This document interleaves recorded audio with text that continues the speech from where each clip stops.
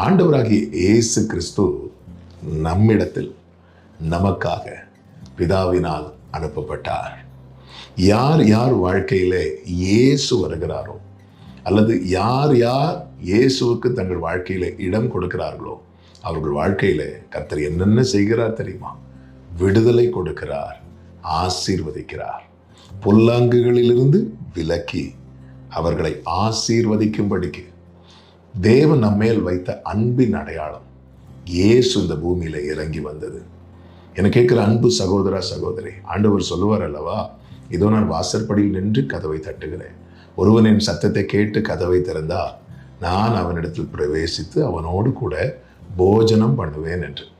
நம்முடைய வாழ்க்கை விடுதலை உள்ளதாகவும் ஆசீர்வாதமாகவும் இருக்க வேண்டுமானால் நம்முடைய வாழ்க்கையில யார் இருக்க வேண்டும் தெரியுமா?